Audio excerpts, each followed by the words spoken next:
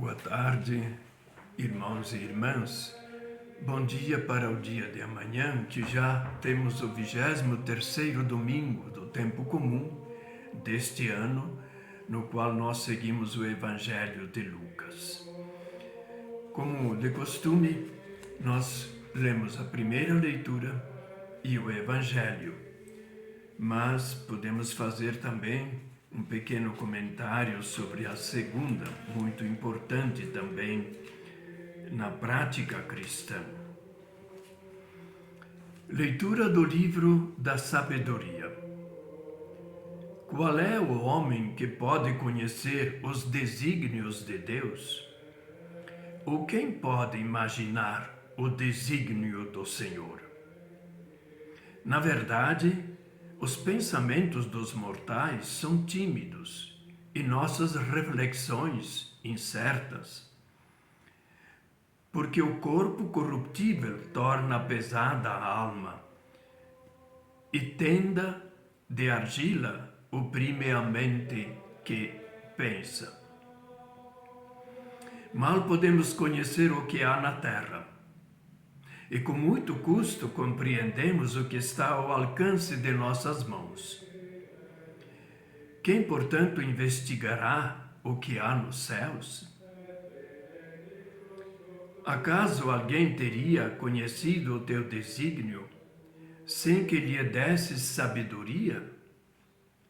A sabedoria do alto lhe enviasses e lhe enviasses o Santo Espírito? Só assim se tornam retos os caminhos dos que estão na terra. E os homens aprenderam o que te agrada, e pela sabedoria foram salvos. Palavra do Senhor. Graças a Deus.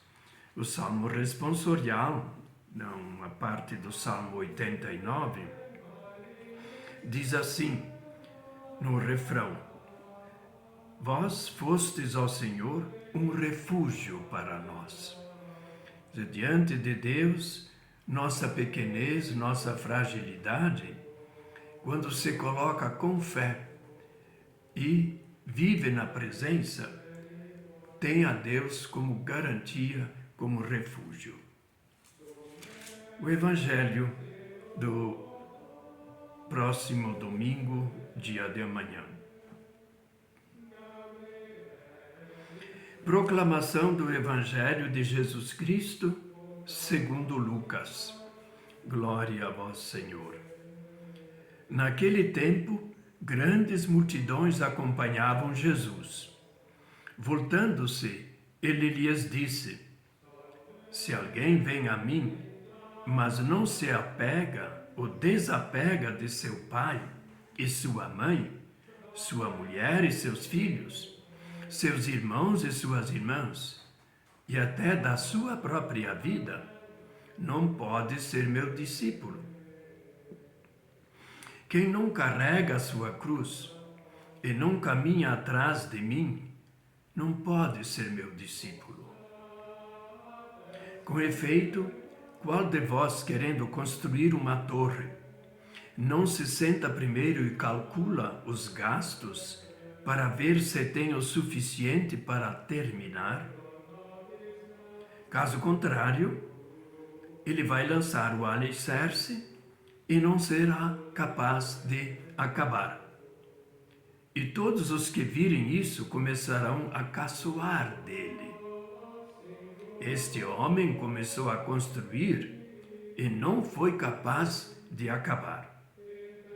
Ou ainda, qual o rei que ao sair para guerrear com outro, não se senta primeiro e examina bem se com 10.000 homens poderá enfrentar o outro que marcha contra ele com 20.000? Se ele não pode, se ele vê que não pode, enquanto o outro rei ainda está longe, envia mensageiros para negociar as condições de paz. Do mesmo modo, portanto, qualquer um de vós, se não renunciar a tudo o que tem, não pode ser meu discípulo. Palavra da salvação. Glória a vós, Senhor. Então, ouçamos primeiro algum pensamento dessa primeira leitura tirada do livro da sabedoria. Então, o sábio, aquele homem que, no caso de Israel, não só cultiva a sabedoria, recebida os ensinamentos dos antepassados, seus pais, seus avós, bisavós, etc., mas também observa a lei, segundo esse texto, porque na lei de Deus nós temos uma maneira sábia de viver neste mundo, para alcançar a vida eterna. Então, ele mostra que nós somos limitados, frágeis, incapazes de conhecer até as coisas aqui na terra. Imagina o que nós podemos saber, o que anda lá nos céus. Céus aqui está aludindo não aos céus que nós, o espaço que hoje está sendo estudado pelos telescópios, o James, o último que foi lançado, e se descobrem cenas assim, visuais, simplesmente impressionantes da grandeza da criação. Céus está, digamos, no além, nesse sentido, daquilo que não está no nível da nossa humanidade, mas é de Deus. Então, os desígnios dos céus, não é? Os desígnios de Deus. E o de Deus e o Senhor. Então, desígnio seria a pergunta que todos nós, cada um de nós faz mais cedo ou mais tarde. Afinal de contas, para que eu estou aqui vivendo neste mundo? Para que eu nasci? Existe alguma coisa além dos poucos ou mais anos que alguma pessoa vive? Então, esses desígnios digamos, uma busca para o ser humano, enquanto humano, se interrogar qual é o projeto, qual é o plano de Deus por nos ter colocado aqui neste mundo, nesse planeta Terra, que está em condições cada vez mais precárias. Será que Deus nos colocou aqui para viver uns poucos anos e depois deixar de existir? Então, os planos do Senhor. E aí, então, ele compara, quer dizer, os nossos pensamentos, também tem outras passagens da Escritura que dizem, os meus pensamentos, isto é, pensamentos de Deus, o Criador, não são como os vossos pensamentos. O plano de Deus, a pessoa que vive, ela tem que buscar para entender e para conhecer e caminhar no caminho que Deus aponta para nós. Então ele mostra a nossa limitação aqui, depois, como já falei, né, o nosso conhecimento até das coisas aqui da Terra é ainda muito precário. E pior ainda, quando apesar da ciência, há pessoas que ignoram, não querem nem saber o que os cientistas que pesquisam, que são sábios, afirmam e o que nos pode ajudar a viver melhor aqui na Terra. Então, só assim se tornam retos os caminhos que estão na Terra, não é?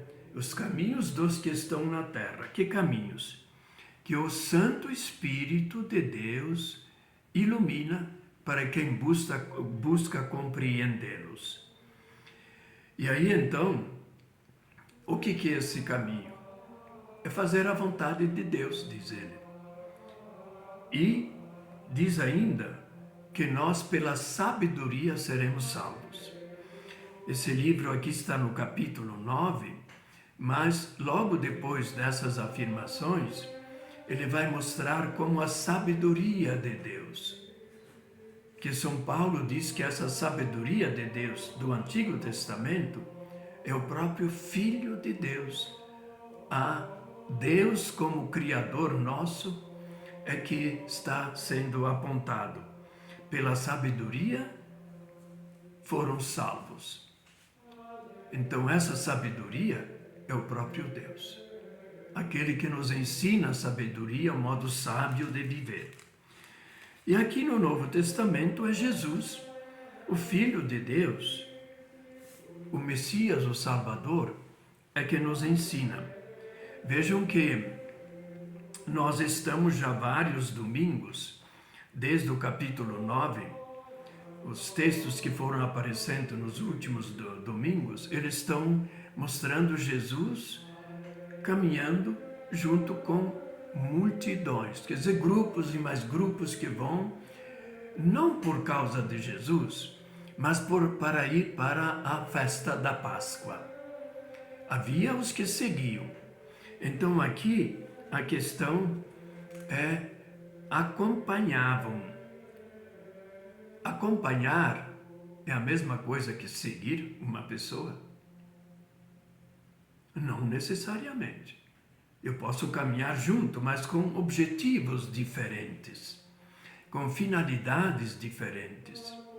Jesus, que ia com seus discípulos, já tinha falado 1, 2, até 3 vezes que lá em Jerusalém não se haviam de cumprir ou se realizar os sonhos dos seus discípulos, mesmo aos apóstolos mais próximos, isto é, de fazer Jesus um rei, em Jerusalém, expulsar os romanos, renovar o culto.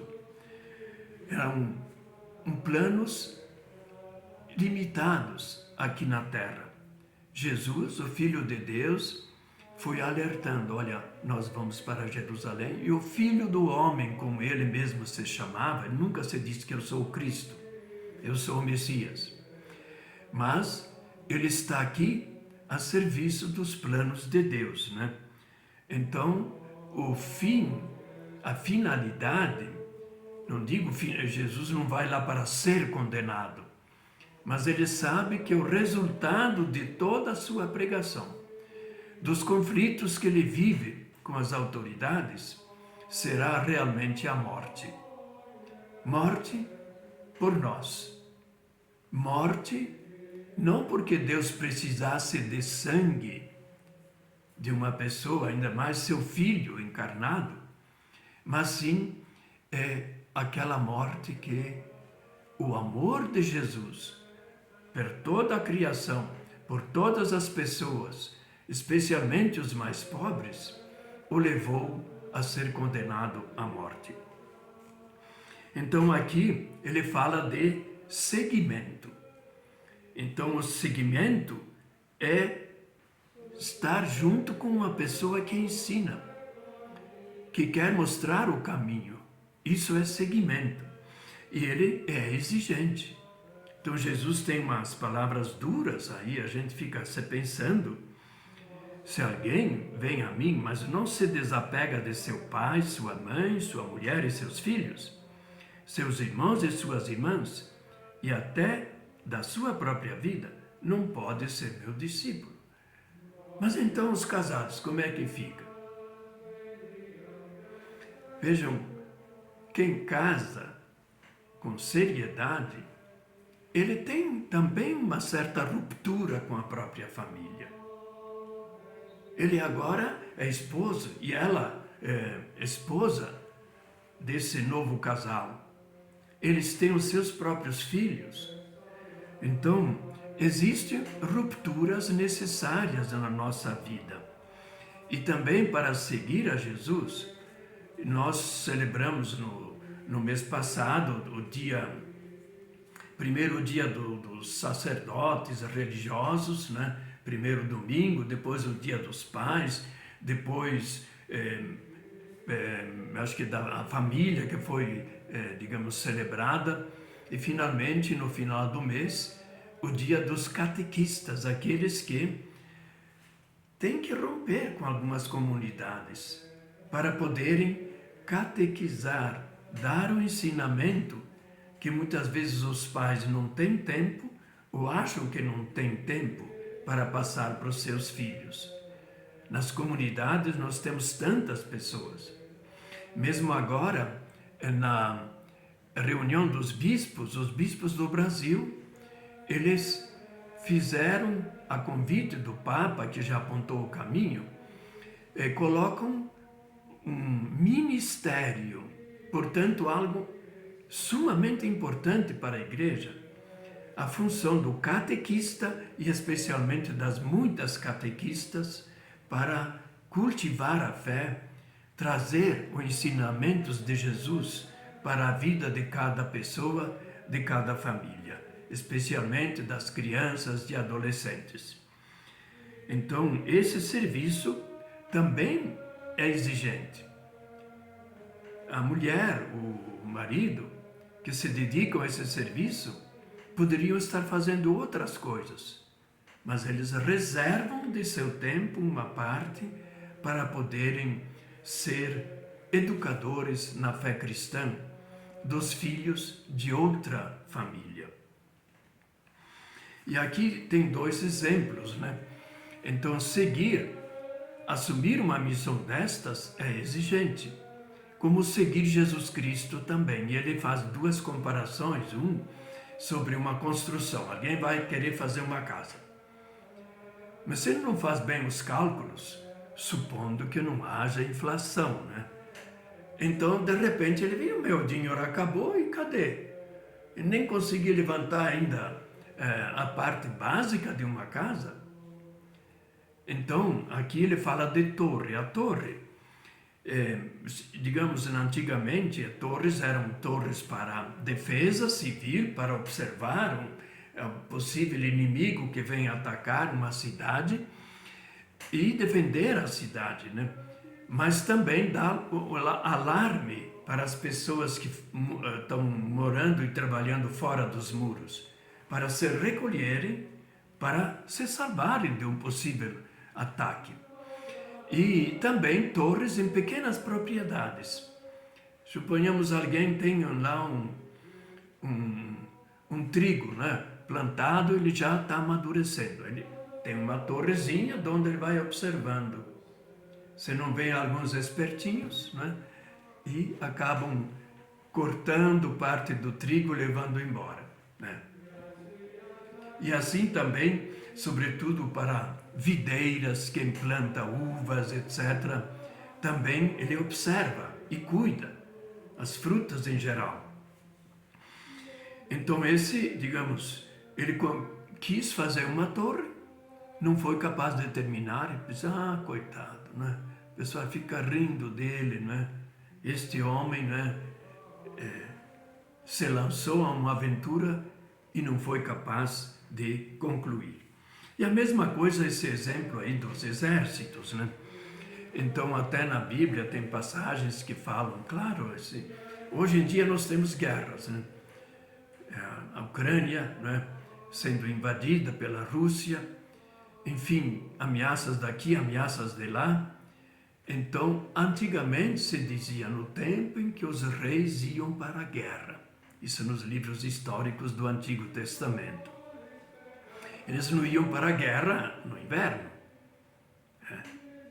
para enfrentar o frio. Agora, a guerra, né, não respeita nada disso, com os armamentos e, digamos, as táticas de hoje, né? Você, no frio, faz o mesmo estrago, até maior, do que no tempo melhor, assim, para, digamos, no primavera, verão, né? Outono. Pois é, então aqui é a questão de saber o passo que uma pessoa dá. Ela opta para casar, é coisa séria. Não é, eu vou experimentar. Se não der, né, a gente se separa, se divorcia, vou casar uma outra vez. Na vida cristã não é assim, não é? Então, no fundo, é uma frustração. A pessoa apostou, quis fazer uma família, não conseguiu. É como um homem que quis construir uma torre e não foi capaz de acabar. Então, na vida cristã também existem essas exigências, que para nós às vezes são duras de entender, mas o que significa isso?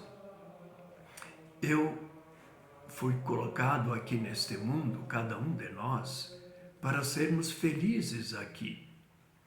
Também na realização dos nossos projetos. Quando o meu projeto ele está de acordo com a vontade de Deus, e Deus te chamou para esta vida, você tem que ser consequente, fazer um esforço para ser fiel àquilo que você prometeu a si ou à comunidade, né? Então que Deus nos ilumine no dia de amanhã e também nos guie para a gente ser sempre atento à sabedoria de Deus e observar a criação, cuidar dela, cuidar da sua família e também ter sempre um diálogo muito íntimo com o nosso Deus. Então tenha um bom domingo, que assim seja.